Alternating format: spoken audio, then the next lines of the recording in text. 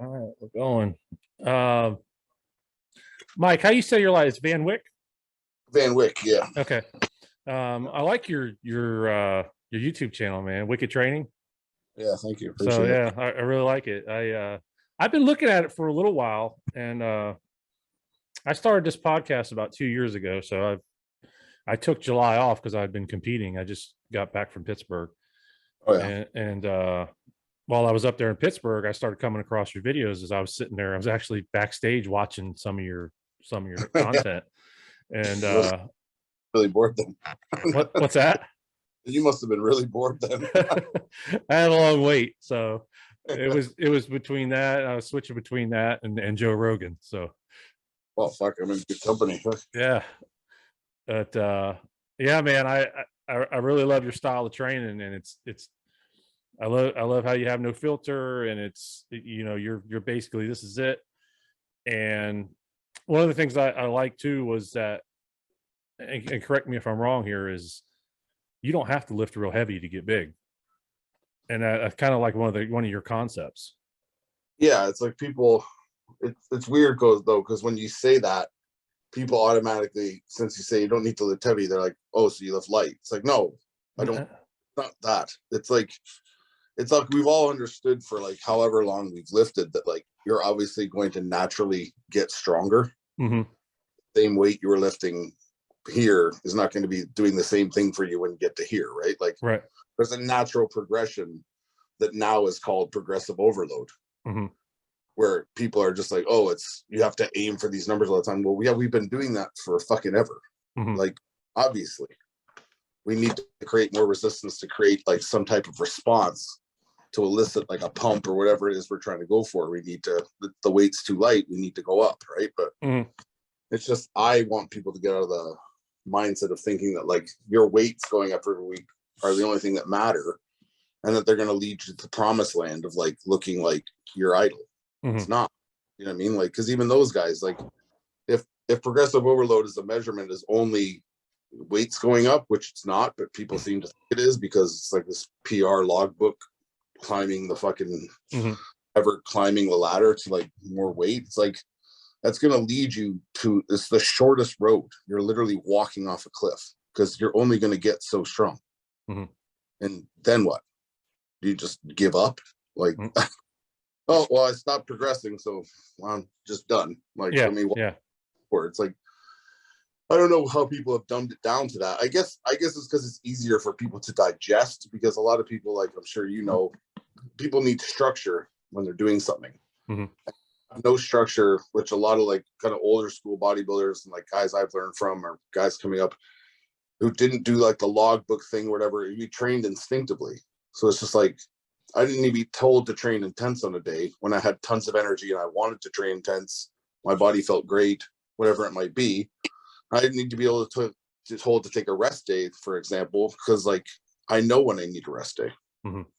Like these are all things we know from being bodybuilders and lifting weights. They come in innately to us, right? So they've done it to make it digestible to people, to give them structure. But I think in the, like we all see when people give people formulas or structures to follow, things start getting misconstrued, and it's like broken telephone. It's like, well, let's do this, and then I did this.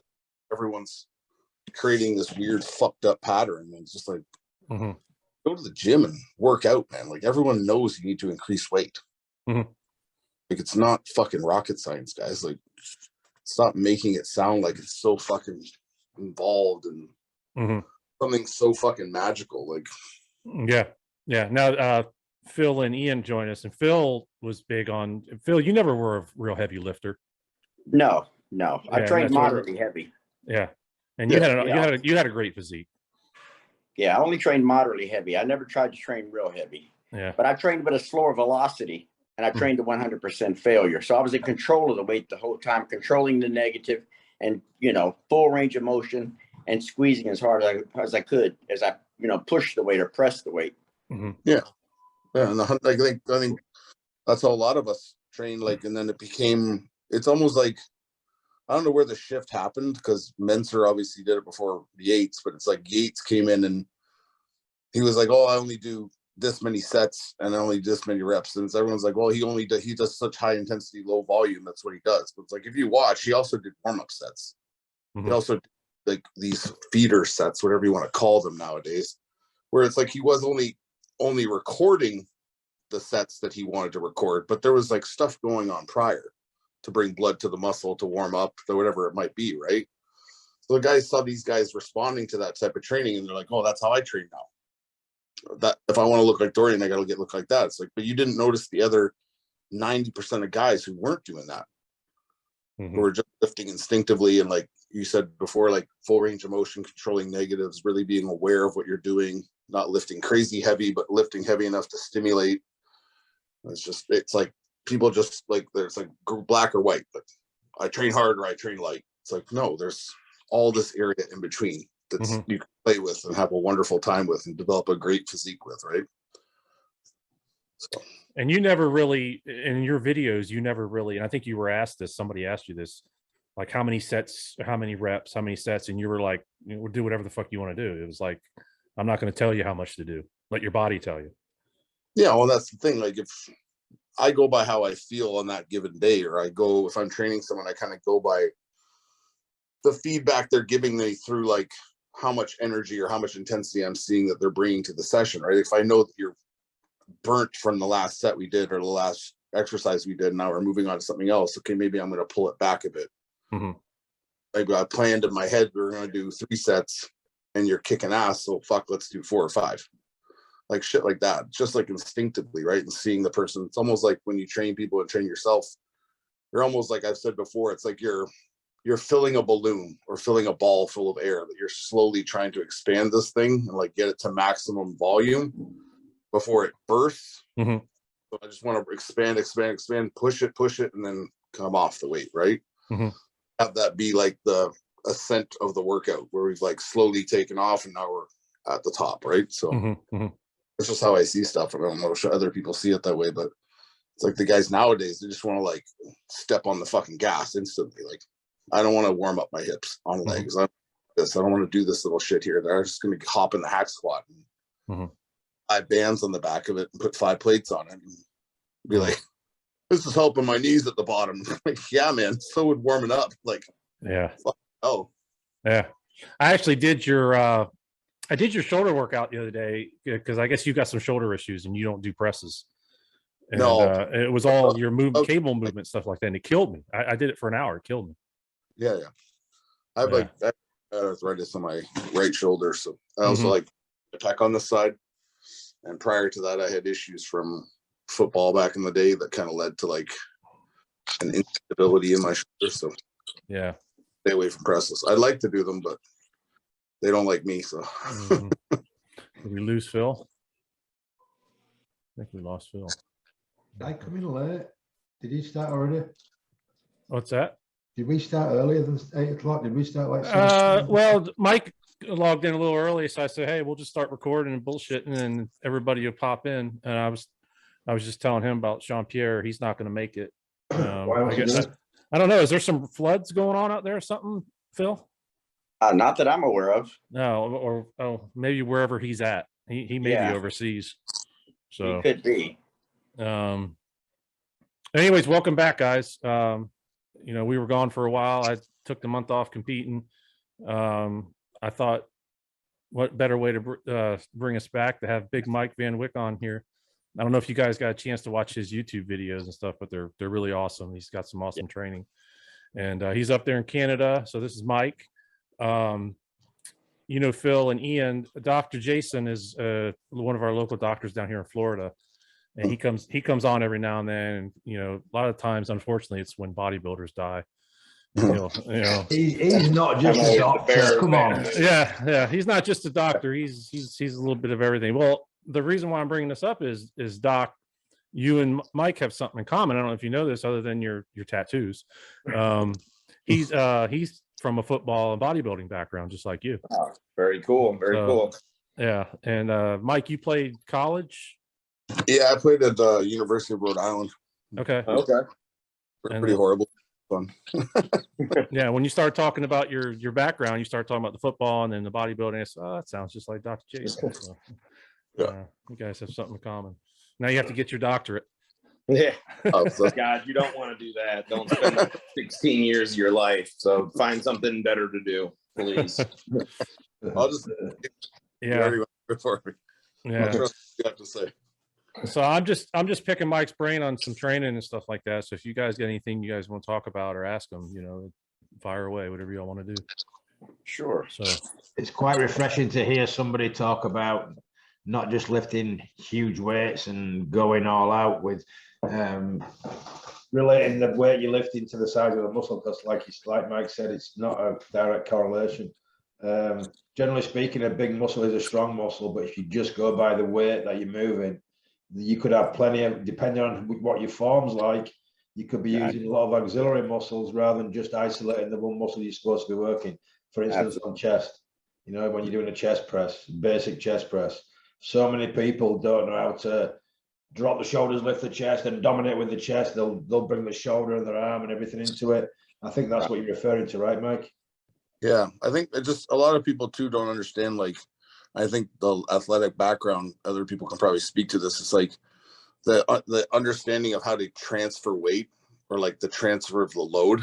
So it's like you see, like Eric's talking about on chest press. It's like people get jacked out in their shoulders, and it just becomes literally an arm press with like a right.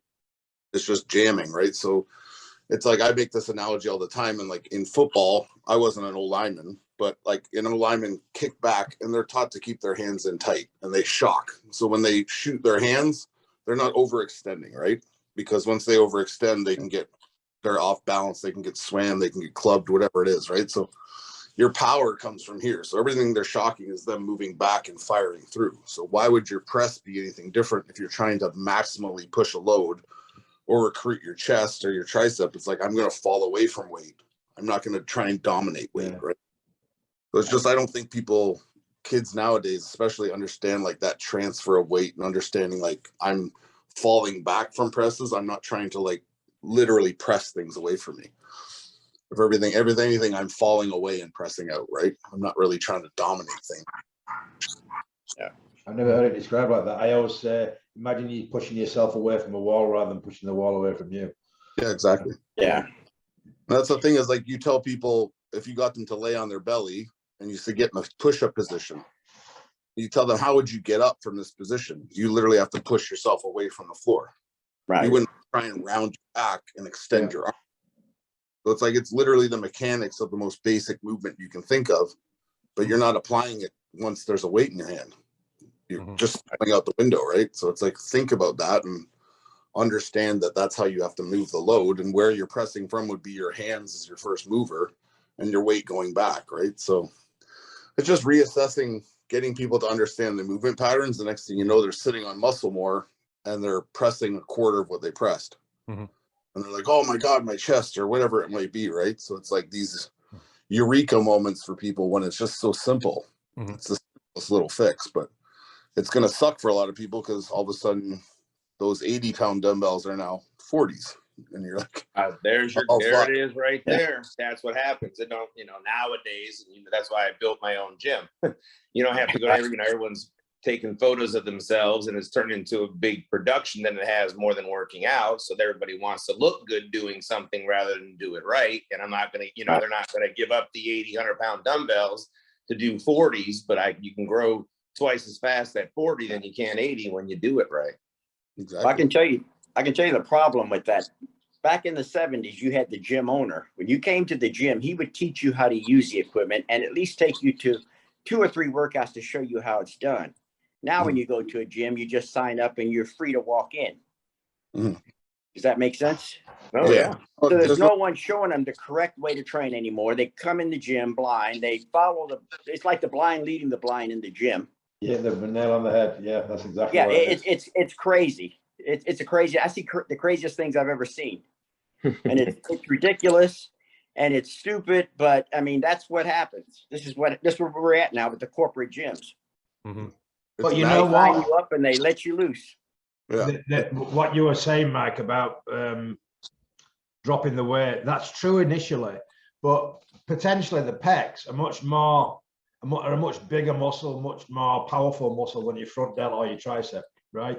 So if you do it the correct way, the way we're talking about, ultimately you're going to end up more powerful because you're going to develop the pec. So it's like when I first started, I was very into form and I watched a lot of bodybuilders. That's how I kind of got my knowledge. But later in my career, when I was in my late 20s and I competed as a pro, I got ridiculously strong, not because I was trying to get strong, because I was using the correct form and the big muscles were getting very powerful. So I could quite easily dumbbell fly 190s or incline chest press 200s in perfect form. But when you first show people that form, the weight drops. But ultimately, in the long run, they're going to be more powerful. So if lifting heavy weight is the goal, then this is still the way to train. Yeah. It's hard to get people to understand that, like, because I tell people, like you just said, like, yeah, it's going to be a little bit of a kick in the ego when you first shift over to doing things properly, but like the recoil effect of going back up will be tenfold because you're going to understand how to move that weight properly, and it's going to sit. So yeah, it's like, it sucks at the start maybe, but it's like it'll pay dividends in the end, right? And you won't be hurting yourself or having these fucking shoulder issues that almost every guy in the gym has. It's like unbelievable the amount of shoulder issues because these guys just refuse to give up this like flared elbow, like wrenching, like doing whatever they can to press this load up as hard as they can. And it's just like, it's like, if it's hurting so bad, guys, don't even listen to me or any of us. Just like understand that's probably not a good fucking sign. And you should probably think about doing something different, right? Like the amount of guys I'm sure you guys know offhand who will be like, every time I do legs for 3 days after, my knees hurt so bad I can't sit down. It's like, man, like, hello. Trying to fucking change shit up, man. Like, Mike, do you think it's because of these guys are taking so much gear these days? Is they're just wanting to lift heavy? Is that what it is? I think they're being influenced by maybe up and like newer pros of today who are kind of on this power trip where they're kind of blending powerlifting with bodybuilding and like PRs or the goal and all this stuff. But I think it's also more attributed to the fact that it's like like you guys spoke about earlier, the social media shit where it's like everybody wants to be seen. Yeah. They don't think they're worth filming or worth showing something of them doing unless it's like impressive. Right. So it's like, yeah, why would I don't want to get a video of me pressing 50-pound dumbbells, get the 110s out. Maybe I'll tear my shoulder, maybe I won't, but it'll be a better people. Yeah. See how many followers I can get. Well, and like Jason, you just said though, you can see it now, and I'm sure for the older guys in this, it's just got to make you want to vomit after a while. But I tell these my athletes and just people who everybody that I take care of, it's like, why are you messing with all this gear? What's the point? Half the people that are bothered shit, like half, probably 90% of the people running gear aren't even athletes. You know what I'm saying? And then what they tend to do is they use and I tell them this, my counseling sessions, they use it to accomplish something. Like I said, I was a professional athlete. I don't deny my use, but I never used the drugs to get somewhere. I always maximized everything I did and then went from there. So you can see it in the gym, and the Big Mike playing football and stuff, we get tested. So you're not on. I wasn't. And my point was, but I learned how to get strong. You see what I'm saying? So no matter what, was always strong. I didn't use extra drugs to make me strong, and that's what I see now is get these guys off the drugs. You can tell they're off. Next, they're benching 400 pounds. And then, within a month and a half, they can barely get 315 again. They never built that core muscle, that core strength. It's all drug related. Oh, that's if they come to the gym, Doc. They disappear when they're off. Yeah, that's true too. Yeah. Wow. Well, I think it ties into like, this is kind of how to do with that as well. Like a lot of the newer bodybuilders nowadays, these kids who are like, oh, I'm going for my pro card. It's like, first, what the fuck are you talking about? You've never even done a show. You're going for pro card. It's like, what are you like? It's like me saying, well, hey, I don't play basketball, man. I'm 6 feet tall and I'm 300 pounds. It's not happening, right? Yeah. Like, just because you've decided this, now it's like, I'm going to run a heap ton of gear and I'm going to get as big as I could. There's no quality muscle behind me, and just hang on and hope for the best, right? Yeah. Yeah. You know, they hope on for the best and it fails miserably, then I'm stuck with them. And I find out what they're running and I'm like, oh, what are you Yeah. doing? You know, Yeah. who's your, you know, who is this coach you speak of? Because I've never seen that. First of all, you're running the worst selection of drugs possible. You're running like 5 drugs in the same category. So you're getting all the same side effects, but at 5 times the rate. And then, like I said, now I gotta fix everything. So thanks a lot. Mhm. Jeez. Like 3 different kinds of tests, like they're completely Yeah. different drugs. So that's smart. Good idea. I'm pro, but I'm Good. and I'm on this. Like, what the fuck are you talking about? It's like I drank water, and then I drank water, and I drank water. Well, I like to drink spring water. Then after that, I use alkaline distilled. water, Yeah. and then I do sparkling water after that. That's what I like best because it Mhm. seems to work better. It's all water. Jesus Christ. Yeah. And a lot of that goes into this video you just did, Mike, on prep coaches, where you were talking about that, and their coach is somebody that did one show and he's going for his pro card, you know. Yeah, these guys who just, and my favorite is these guys who label themselves experts. Like I saw some, like his tag on his profile was like movement expert. Who the fuck is that? Go to Harvard. The self-proclaimed movement expert. Right. That's awesome. Yeah. Bowel movements, but that's about it. And the females will put fit, so it'll be like Britney Fit, and you know, $100 a month, and I'll show you how to diet, even though I'm 21 years old. Yeah. Yeah. Which at 21, you literally could never have to diet. You can just eat ice cream and still comes off you. So that's everything with your coaches and your teams. It literally, and it's funny because I've seen it. They come to me. I'll get the guys and the girls, and the coaches all got them on the same thing. Yeah. Why is this girl taking Hallow? That doesn't make sense. Because everybody takes it. Oh, I'm sorry. That's what the coach, that's what we do. Because that works best. It's just a plug. It's just a formula you plug in, man. There's no science behind it. Yeah. The Anavar. And I love the fact now, which is even better, is that my coach lives in Utah and never sees me. Mhm. So that's how you're making judgments based on checking in. You're charging $100 a month. You're charging me $400, $500, $600 a month, and you don't even travel. I still will do stuff with people medically, but my agreement is, you know, it's a pretty hefty price if I have my trainers and me coach you, but then you're paying for me to travel to wherever your show is, because I'm going to be there with you, not, stamp a picture prejudging. Let me tell you, no, Jesus. No. I say $100. Now, if you've got a coach that he's $100 a month, something's not right. He's that cheap. Yeah. Wow. That's I did one show ever. That's my rate. Now I'm dieting people. I'm just going to use the same diet before. Yeah. What do you mean you're allergic to food? Just eat it. It's okay. Mike, how many pros you train up there? I work with Antoine on and off. I work with Robin Strand's another pro up at our. Yeah. Antoine just did really good. He looks really good. Yeah, he did.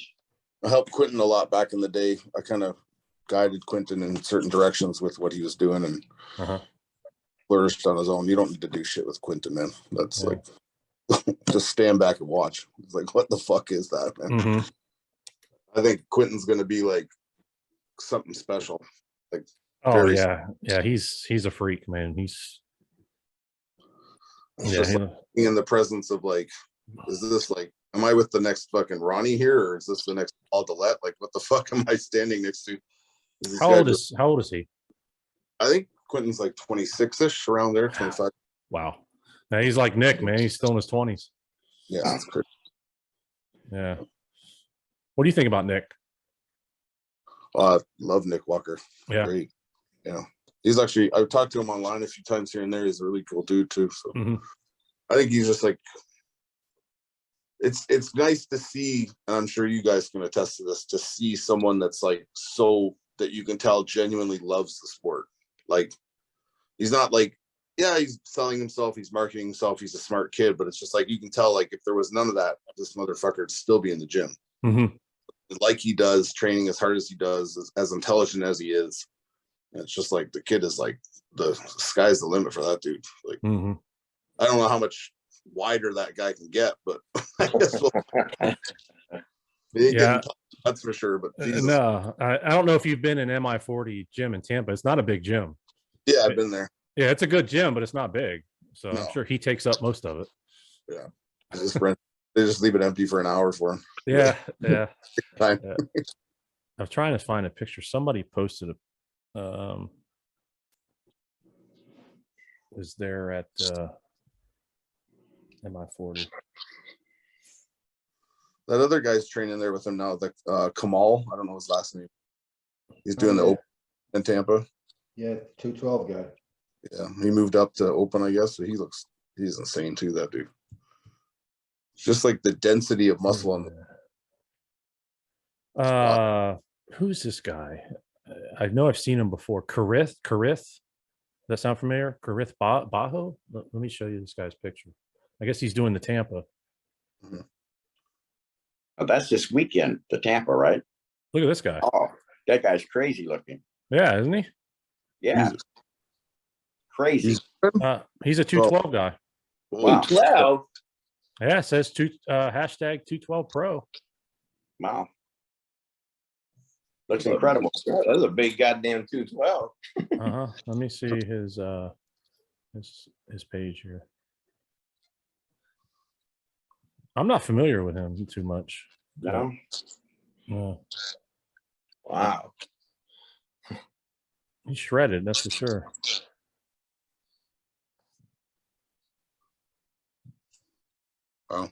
Jeez. Yeah, thick. That's good. Very impressed. Yeah. Very impressive. I'd be picking another show if I was doing the Tampa and 212 this weekend. Like, Oh, yeah, I'm gonna let that one ride. Yeah. Yeah. Like on the hangover, just let that one go to voicemail. Moving on. fuck that. Yeah. Okay, Here's, maybe I'm a classic guy. here's Nick just posted this.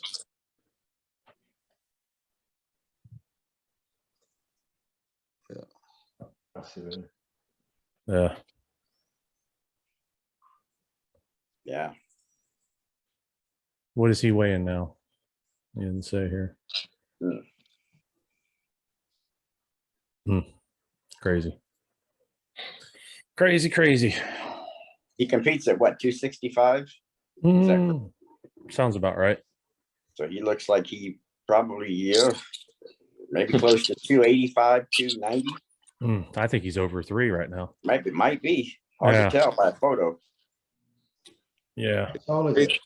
I think it's crazy too, because like I'm sure you guys all obviously deal with like up and coming guys or younger bodybuilders. It's like I don't think they quite understand like the level of muscle that's needed.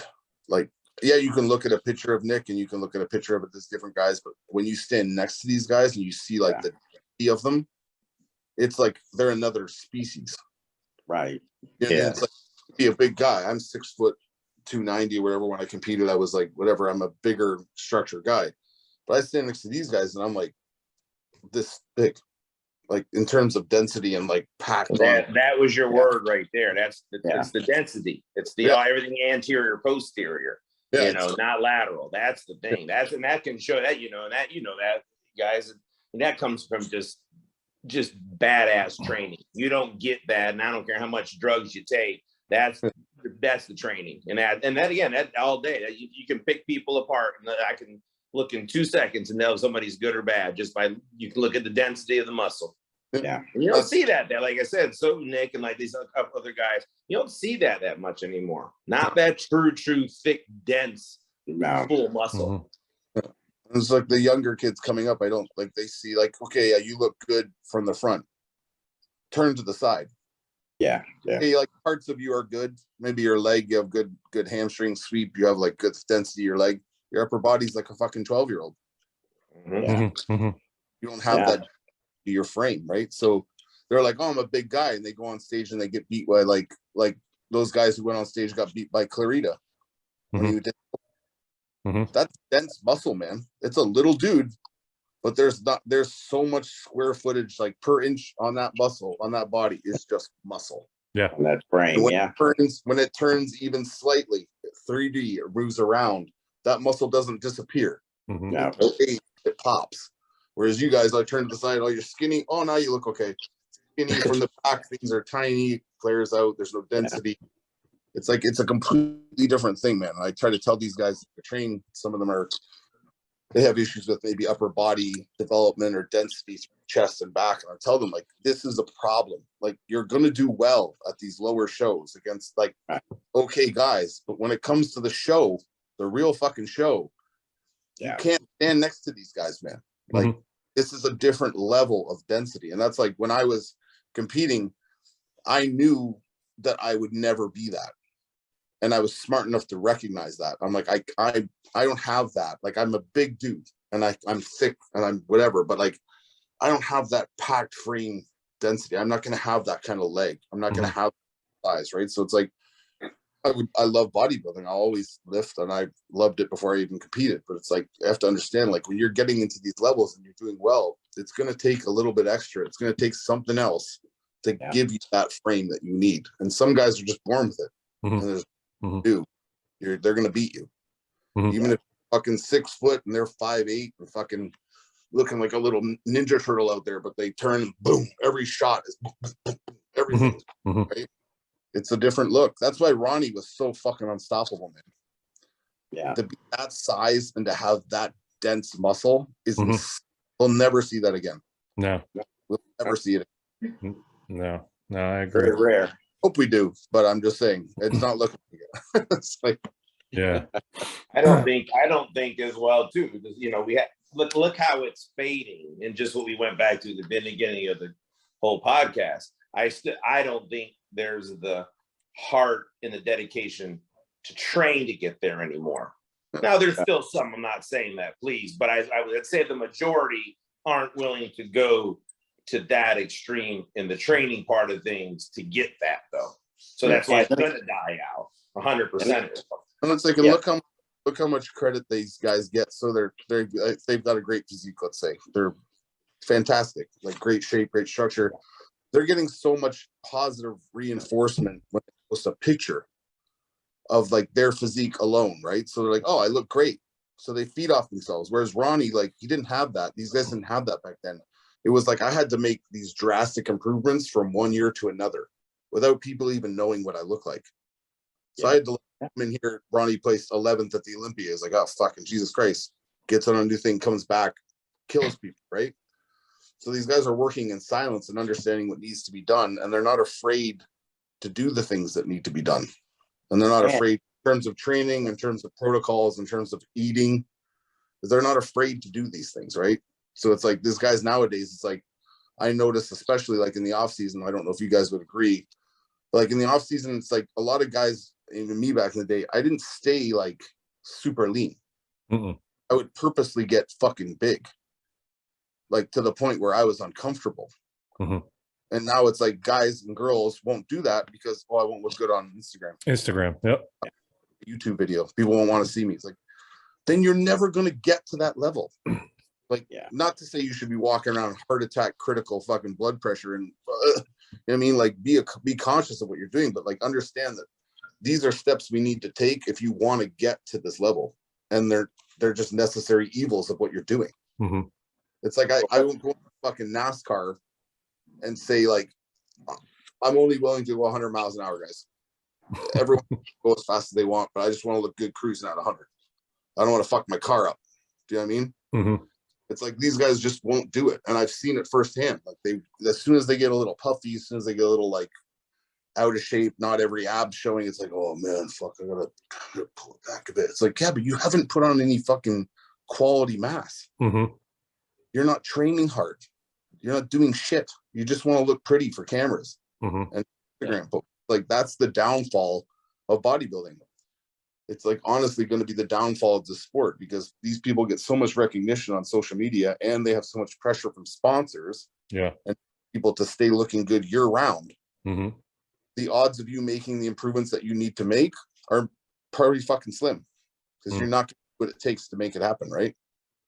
You're not going to look like Cutler leaning over a fucking in that picture where he's like fucking bloated and eating a fucking burger, and he's like, looks like a puff marshmallow man, right? But Jay win Olympias, sure as fuck did. Yeah. Hey, listen, I see Nick going into the Cheesecake Factory all the time. So Wow. yeah, so he's definitely got the off season down pat. What's needed, you're right. I mean, back when I was competing, Sean Ray would stay in condition all the time, and fair play, he made money. You know, he had a sponsor, and he was making money, he was guest posing all year round. But if you look at Sean Ray when he first turned pro to when he finished and retired, there wasn't a lot of difference in size. Mm-hmm. No. I don't know if he gained 5 pounds, maybe 8 pounds throughout his whole career. But then there was people like myself, Dorian, Ronnie, obviously, Charles Claremont. We'd go off after a show and we would go full on off season, high protein, intense workouts, emphasis on recovery. And, you know, I always say to people, you can't, if you're trying to lose body fat, you've got to be in a calorie deficit. If you're trying to build muscle, you've got to be calorie positive. You can't walk forwards and backwards at the same time. You'll stand still. Mm-hmm. So, I mean, that's the bottom line. Mike's exactly right. You've got to gain weight. You've got to, in order to gain size, you've got to push boundaries, and you've got to get out of shape, because otherwise you're teetering too much on. I don't know how you. I've had this debate going like recently with a bunch of people, just because I've stepped away from the sport for so long, and I've come back, and I don't dwell in like the dieting circles. I rely on other people for my juice with my advice with juice and stuff. People far smarter than me that I would trust their advice, right? So it's like, but when I was competing in the season, like we just said, I would gain weight. I would be calorically in a surplus, like no one's business. Like if it was there, I eat it. So it's like, but I was also maintaining on a certain level of gear that would elicit me to allow myself to grow while I'm in this surplus, right? So I'm using the gear and I'm eating what I'm supposed to be eating. But like I'm hearing about these guys nowadays, and so I understand you're health conscious, this and that, everyone's afraid, but it's like I hear about these guys doing like dosages of like a fucking TRT dose, and they're 300-pound dudes season. And then when the show comes, they want to crank it. You want to crank it when there's no gas in the fucking car. You want to floor the fucking thing. Right? Well, what quality of 300 pounds are they though? Are they a fat 300 pounds? Yeah, they're not.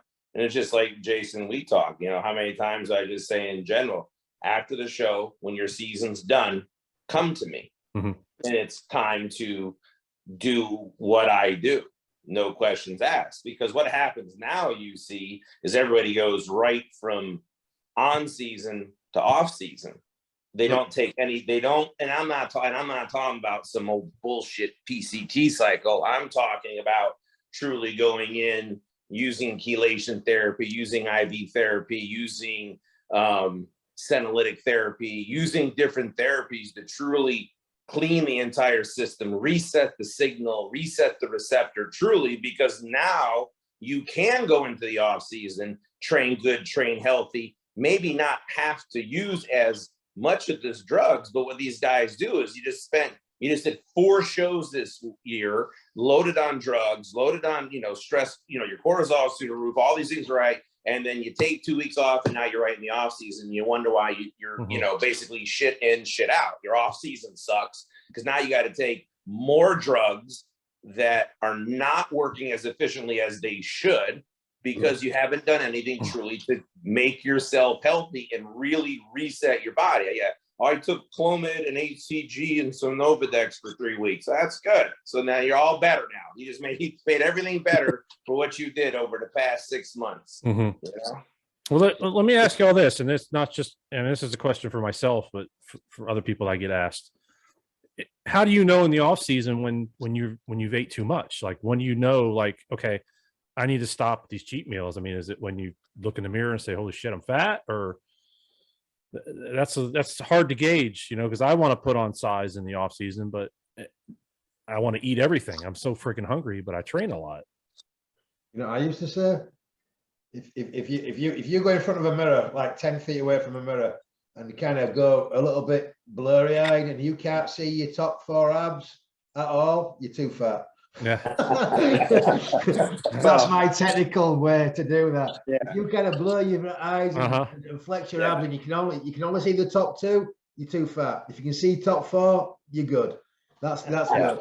That's Well, the mirror- that's my scientific approach. Well, I used to go ahead. The mirror's I- the best indicator. Yeah. I would always do like when I would sit down with my underwear on, if my underwear flaps when I sit, it's time to diet. You know what I'm talking about? You get that little flip. Okay, my underwear is flipping now. It's time for me to, I gotta hit some abs. Or when you can't bend over to tie your shoelaces, that's another good indication. That's another good one. I had that this off season. I hit 285 and it was rough. Yeah, tying shoes was rough. Yeah. Off season was about 320. And, yeah, that was everything was hard work at that weight. Yeah. Yeah. So, Mike, I guess I should have asked at the beginning. Where did you learn all this? Did you have somebody like a mentor that you kind of was with, or you just kind of over the years just kind of get your own experience? Yeah, just had, I mean, I was lucky enough to meet a lot of good people as I was coming up and learning how to work out. And I mean, I got football heavily when I was younger. So I trained with a buddy of mine named Marlon up here who used to train under Charlie Francis, who's like a legendary track coach. So I used to he'd kind of teach me what he would tell him about different things. And I just kind of met great people. When I stopped playing football in the States, in Rhode Island, I met a guy by the name of Joe Felicia, a friend of mine, and he was a pro. And I did my first show on my own. I really had no idea what I was doing. I just wanted to do it. And I was being helped by a natural guy who had, like, he's just looking at me like, what the fuck are you? And I was like, I have no idea what I'm doing. I'll listen to you, dude, because I don't know what the fuck I'm doing. I just got. But yeah, so I was training for that, doing it myself, just following whatever this guy told me. And I ran into my now friend Joe, and he's just like, you got a lot of potential, man. He's like, but just stay at the size you're at right now. Don't lose any more weight. And I'm like, well, I'm like still 6 weeks out. I mean, like, he's like, no, don't lose weight. So I ended up dwindling down to fucking an emaciated version of myself. And he basically told me, he's like, listen, he's like, I think you have a lot of potential. I'm gonna, like, if you'd like to train, I'm more than willing to help you, but you got to do exactly what the fuck I tell you to do. So I'm like, done. He's like, this is what you're eating, this is what you're taking, this is what you're not doing, this is what you are doing. Like, and I just followed it to a T, right? So yeah, I learned a lot from him in terms of like the intensity that was required to be a bodybuilder, and compared to lifting for football and where I'd come from. I didn't really understand like this volume approach or like this crazy amount of sets, crazy amount of reps, drop sets, like supersets, all this stuff. I wasn't doing that for football. It was just straight sets and strong, and get out of there. So it was a humbling thing training with him, because he basically fucking tried to kill me all the time. He wasn't trying to kill me. It's just I couldn't handle that work at that time. I was not used to that, right? So he acted to this style of like being very intense with your training. And then I ended up having to move back to Toronto when I graduated college, and I met a guy up here who passed away. My old coach, his name is Darren Oliver. He actually has helped a lot of guys up here, like Ben Pekulski and a few other guys. And so he just had a very interesting way of looking at movement. And I already understood, like, I had pretty good movement for a lot of stuff, for different back movements and stuff, but he kind of really broke things down for me and really got into like stuff that I'm big on now, like hand positions, like head positions, and like where we're displacing weight, where we're holding tension, like what's our first mover on different things, like how we're moving through the lift as we do it. So just, I spent pretty much every day of my life with him for over 4 or 5 years. So, and I turned his guidance. So we kind of became like a blending of minds, where like my intensity and the way I trained with like how much power I had and like my ability to be athletic kind of blended with what he did, which is a little more rigid, and I kind of opened it up and loosened it. And then we just developed like kind of this style, right? So it just kind of stuck with me since, and it's evolved in my own head just through looking at stuff that I do, things I think could be more efficient in terms of like the movement or the path I'm doing. it's just stuff that I see and nothing really I could point to be like, oh, I've read this and read that. It's just kind of the way I see things and how I understand movement in my mind, right? So Yeah. No, I definitely, like we were talking about before, we was watching your videos, you blend in a lot of different concepts. Mhm. Like, you mean, like, would you, like one of your back exercises, you said you point down like you're pointing a gun. The one Yeah. shoulder exercise, like and you explain it well, like you're like a bow and arrow, on one of the cable pulls, and it was like, oh yeah, that's right. Yeah. I can feel it. Like I said, I did the one shoulder workout. It was great. Yeah. So, Just try to like, I try to make things as like, it's like, so you guys can attest, like the KISS formula, like keep it simple, stupid. It's just like, let's figure out let's find out where are we trying to train? How do we put tension on it? How do we create resistance? Like, how do I move efficiently without auxiliary muscles taking over, right? So let's find an angle that works. Let's find where I need to start the movement from in order to elicit that connection. And then let's not get rid of that connection the whole time we're doing it, right? So just kind of always worked out like that. A lot of stuff with my legs and stuff came through me just trial and error, trying things and understanding, like if I push more from the ball of my foot, I get more quad. If I lower my foot, I feel this. If I open my stance, I feel a little this. If I push off my pinky toe more, or I push off the lower edge of my heel more, I feel this, right? It's like, and how much knee flexion I'm getting will create a different pump and different things like that. So it's just a lot fucking around with him and just doing stuff for the hell of it. That's interesting. I've never heard anybody relate to how whereabouts in the foot they're pushing from. It's the same with your hand. Like I always say, if you push from here, the chest and triceps, you're going to get a much more direct connection to the muscle. I think the key to a good coach is being able to convey that to a client. Right. And a lot of the time I see coaches nowadays using all these big fancy words and making it sound real complicated so that they sound super intelligent. And really the intelligent coaches are people like you, Mike, that actually make it relatable. Or you mentioned pulling a bow to describe, and everybody can click onto that rather than using all these fancy words and getting too technical. If you make it relatable to a person, then you can convey what you're trying to convey.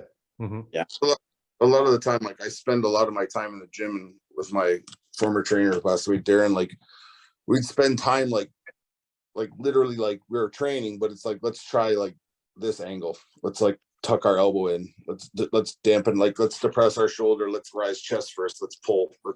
Where are we pulling from on our hand? Like I'll even get as technical as like when I'm pulling, if I'm spreading out on a row, I'll tell people like I'm pulling from this finger, literally. So I'm pulling from this index finger knuckle and I'm pulling down. Everything else is just holding on. But my pressure is coming from like you said, the gun handle, right? Like I'm pulling from this knuckle down, back and down, pulling my whole hand or gripping my wrist, right? So it's like you can elicit these connections by like torquing hands in or rolling hands or turning elbows up or in.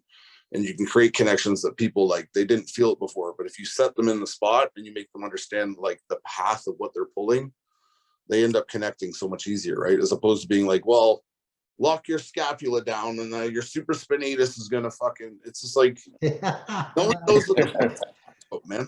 Like, right? Yeah, you're right. Well, Do you find? Because I find this with my clients, one of the hardest areas to try and get a lot of bodybuilders to be able to focus on and be able to hit is the lower lats. They're all hitting their upper lats, but none of them are doing that full scapular retraction and getting that lower lat contraction. Yeah, they're not. I think, and I totally agree with you on that. And that's why I try to hammer home with like a lot of guys I train is they've understood that like they've all equated like more to any other body part. That the more weight I do, the bigger something I'm going to get. So I'm just going to pull a shit ton of weight and just like snap this thing to me, and just magically, because I'm pulling it, because it's a pull day, I'm just get a magically big back. It's like, no, you have to fucking connect, man. I know where my low lat is. Like sitting here right now, I can lock on my low lat. Yeah, I know where I know if I drop my elbow and I lift my chest, I can rock into my lat. Sure. I can find the angle, right? So it's like to teach people that and understand like their elbow, like understanding I'm gonna have to break my elbow to pull. I'm gonna have to throw my shoulder back. I'm gonna have to understand there's gonna be some mobility and me being able to like retract my shoulder and lift my scapula. Lift my sternum. Yeah. But like Right. people don't want to do that. They just want to get here and go. Oh, They well, never that's, yeah. see movement at all. It's just this pull. There's never lift. There's never like, and if you tell them back when they're posing, when we all pull the rear lats, what do? Pull back and pull out. We don't go Squeeze like back. Yeah. right, but they don't want to equate it. It's like you have to understand, equate what you're doing on with the weight to what your pose is going to be. So if you don't know how to fucking if you know how to hit a pose, then you should be able to understand how to connect with the muscle that you're Yeah, trying I to. agree. Well, I hate to say, most guys don't develop a mind muscle link.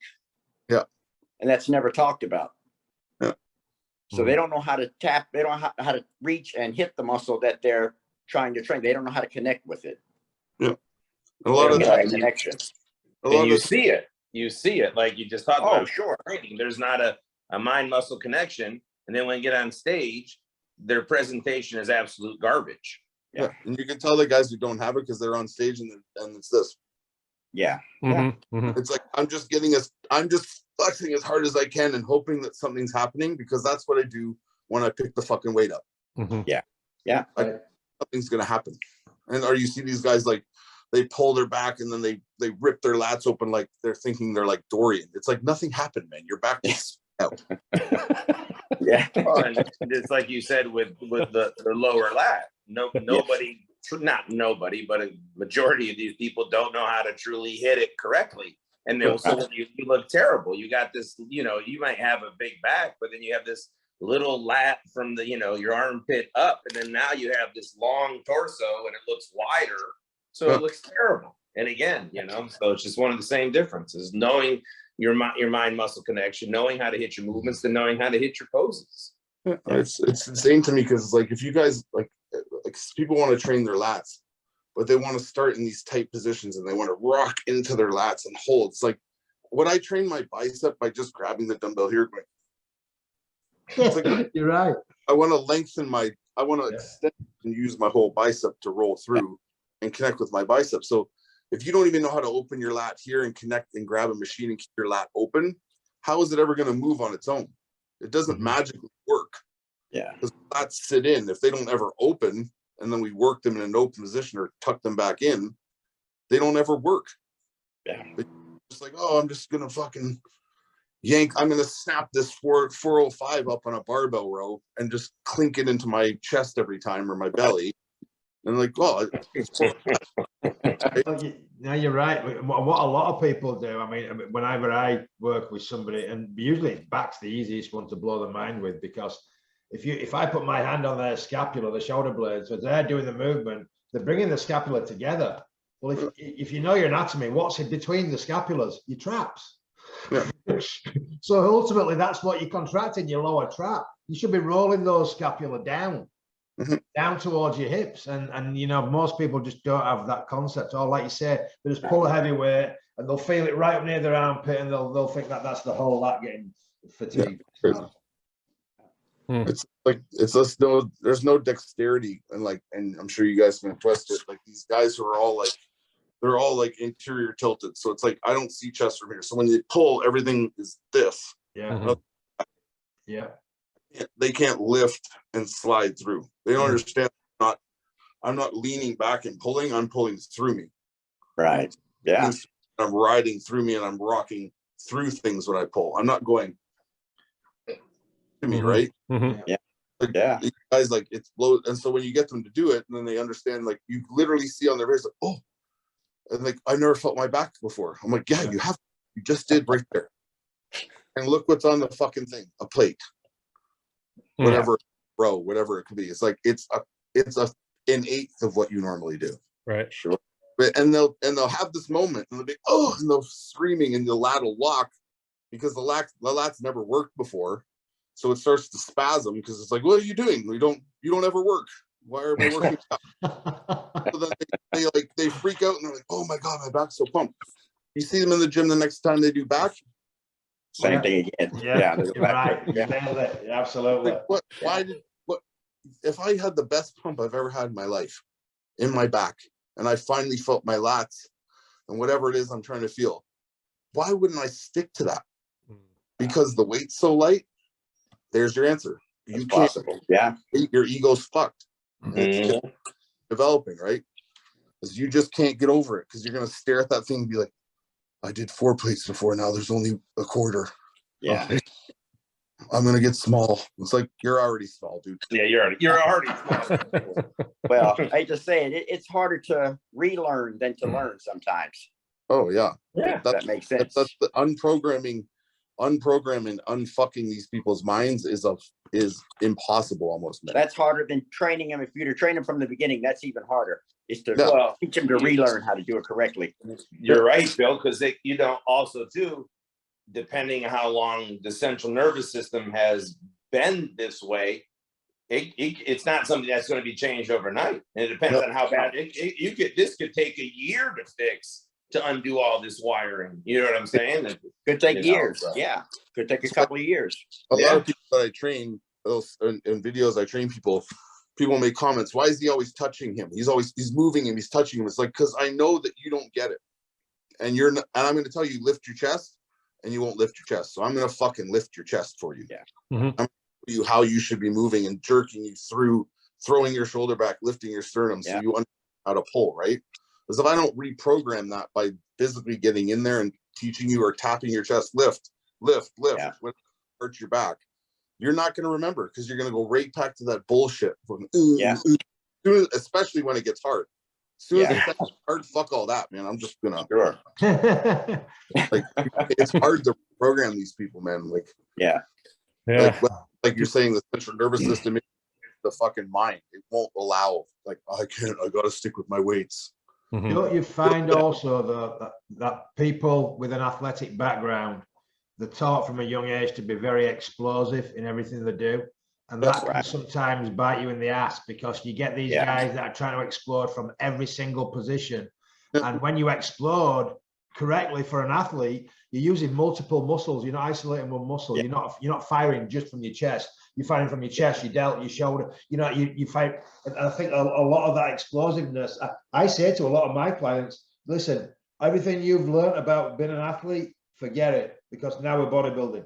It's not about just the explosion. Yeah, you can be explosive, but it's not just about the explosion to create momentum. Yeah, it's like they have to be retaught like tempo. So if the weight's heavy, if the weight's heavy and I'm coming on to press, of course I'm going to make this transfer here pretty quick. I'm going to understand, then I'm going to understand the tempo of squeezing through. Yeah, Right.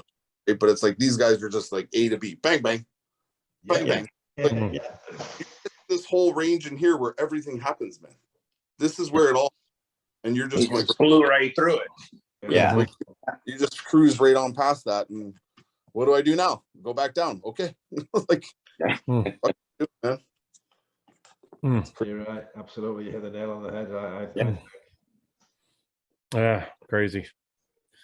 Well, guys, that's about all I have tonight, unless y'all got some more stuff. Mike, I'll pull up your it says you release videos every Sunday and Wednesday. Yeah. Man, Uh, that's so you must record a lot, huh? No, honestly, I literally record like maybe once a week, twice a week. And my videographer, who's the reason why anything is even coherent on there, Alora, she's part of Big Three Media. She's fucking amazing at what she does. So she takes my rambling and No, breaks- it comes out good. Yeah. yeah. So Yeah, she's definitely working. I could be sitting there for 30 minutes or going through whatever, and she turns that into 3 videos. I'm like, okay, cool. Yeah. Yeah. And you got your own clothing line, and what else you got? Yeah, just I have a new merch line. I have a merch line that's coming out. I've had 2 drops. I have another drop happening next week. So Okay. just How do stuff they get to that if they want to check that out? you can it'll be on my Instagram. There'll be a link to it. There's a link in my bio for the sign up now, and then once it goes live Friday, I'll be inundating people with ways to buy it. So shouldn't be too hard. Cool, man. Yeah. Cool. Hey, man, I appreciate you taking time out of your busy schedule. I loved it. Thank you for having me.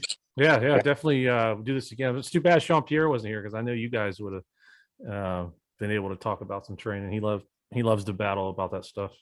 Yeah, he was a monster back in the day, man. Fuck. Oh man. Yeah, he was.